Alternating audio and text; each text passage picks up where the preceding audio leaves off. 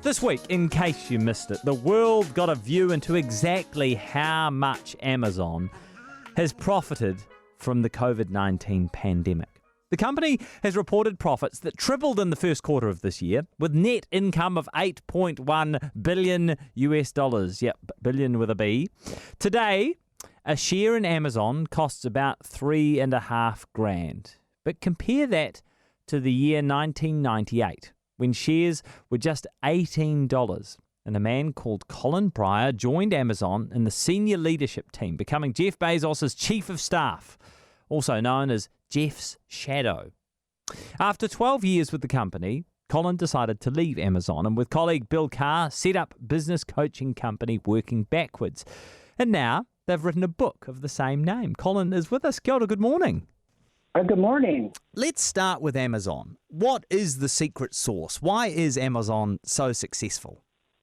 Amazon is really successful. It's a term that Jeff Bezos coined, which is called the invention machine. And it's really a set of repeatable processes and principles that really make Amazon tick. And it's one of the reasons we wrote the book. It's not talked about too much, but we tried to write a book that describes how Amazon works for the next generation of business leaders. And what sets it apart, do you think, from different, less successful businesses? Well, Amazon faced the same set of challenges that any company is faced. How do you hire people? How do you organize into teams, communicate between teams? How do you measure products and businesses? And then how do you take ideas and bring them to market? But came up with pretty different solutions to them. And, Amazon's bar raiser process allowed it to hire lots of people while remaining nimble and true to its roots. Amazon's famous for a process called Working Backwards, which is also the title of our book. And that is how Amazon develops products, takes ideas and develops products. They actually write the press release first. That's the very first thing that happens. And ensures that the customer is front and center from the very start of an idea until it gets to market. What strikes me about the ideas in your book and the principles that have helped to define Amazon's success is just how deliberate everything is. What seems like relatively small decisions or relatively small processes, everything is carefully considered and is very deliberate. Yes, and that was, some work that's really below the tip of the iceberg. And Jeff Bezos, I worked with him for 2 years as his technical advisor, spent a lot of time and energy in thinking about how can the company operate and make the same types of decisions he would make when he wasn't in the room. And he just spent a whole lot of time setting up those processes. And what we describe in the book, we did a lot of experimentation and made a lot of mistakes along the way, but really came up with, I think, really what makes Amazon unique. And the nice thing is that these processes work for small groups as well as large groups. You don't have to be a multi-billion-dollar conglomerate to use most of these processes that we talk about. And they work across a number of different industries, too. From your experience, what process has the biggest single impact on a business?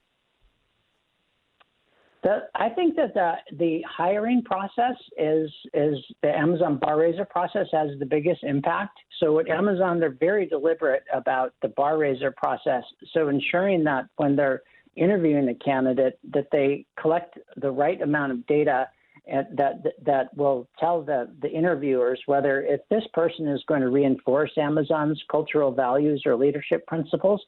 And they do that so you bring upon people who make the company better, but also retain true to its roots. And so if companies don't have strong leadership principles and a deliberate process of hiring to bring new people on board that reinforce those leadership principles, what happens is their company drifts and changes and becomes something else over time. So I think that's it was one of Amazon's earliest processes, and it's really allowed Amazon to stay true to its roots from the late 90s when it started to where it is today. You spent a lot of time with Jeff Bezos. What is he like as an individual? He's very customer focused. He thinks longer term than most of us. One of his hobbies is building a clock that's going to last for 10,000 years. He's the only one I know who does that on the side. He also loves what he does, and his energy is really contagious. So it was a lot of fun being around him. He pushes everyone, including himself, to, holds people to high standards and do better. But he's in it to build a large company that's really customer focused and something that we could all be proud of to tell our grandkids about. Was he fun to work for, Colin?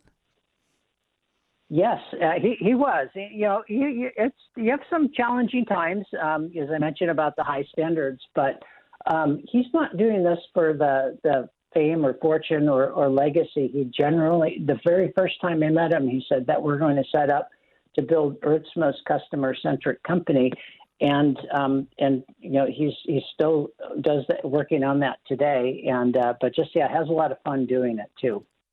Yeah, no, that's fascinating, Colin. What an amazing experience. That is Colin Bryar. He spent 12 years with Amazon, and he's just written a book with his colleague Bill Carr. It's called Working Backwards. We've got all the details up on the News Talk ZB website. Nothing but sport. Join Darcy Waldegrave on the biggest hour of sport. It's Sports Talk, 7 to 8 p.m. Tuesday to Friday. Opinion and interviews. All the sport you can handle. Listen and follow on iHeartRadio or wherever you get your podcasts. News Talk ZB.